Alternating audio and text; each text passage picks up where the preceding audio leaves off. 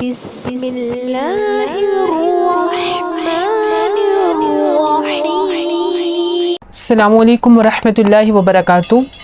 آج کا ہمارا وظیفہ خاص ان لوگوں کے لیے ہے جن کی نظر کمزور ہے یا آنکھوں کے کوئی بھی مسئلے مسائل ہیں۔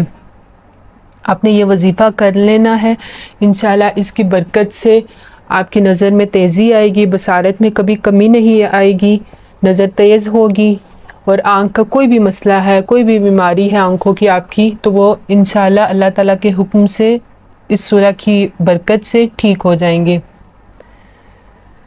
اس سورہ کے کچھ فضائل بتا دیتی ہوں۔ اس سورہ کو رمضان المبارک میں کثرت سے پڑھنا باطن کی پاکیزگی کا ذریعہ بنتا ہے۔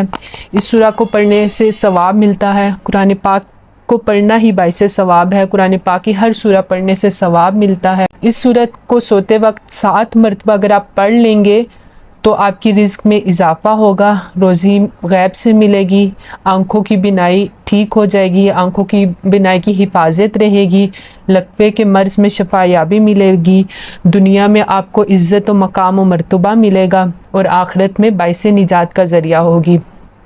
ویڈیو اچھی لگے اس کو لائک کیجئے گا، اس ویڈیو کو اپنے دوسرے مسلمان بہن بھائیوں کے ساتھ شیئر کیجئے گا۔ ہو سکتا ہے کہ وہ بھی آپ کی طرح کسی مشکل یا پریشانی سے گزر رہے ہوں، آنکھوں کا مسئلہ ہو اور ان کی پریشانی حل ہو جائے اور ان کے دل سے آپ کے لیے دعا نکلے، اور آپ کے لیے یہ باعث ثواب کی نیت سے، صدقہ کی نیت سے اس کو شیئر کیجئے گا۔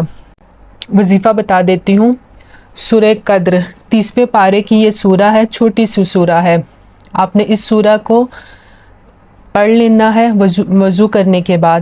وضو کرنے کے بعد آسمان کی طرف دیکھتے ہوئے آپ نے 1 مرتبہ اس سورہ کو پڑھ لینا ہے۔ انشاءاللہ اللہ تعالیٰ آپ کو اس کی بہت سی برکتیں عطا فرمائیں گے، آپ کی بصارت میں کبھی کمی نہیں ہوگی، اور آنکھوں کا کوئی بھی مسئلہ ہے، کوئی بھی پریشانی ہے تو آپ نے اس سورہ کو پڑھ لینا ہے، آپ کی بیماری ٹھیک ہو جائے گی۔ جزاک اللہ خیرہ۔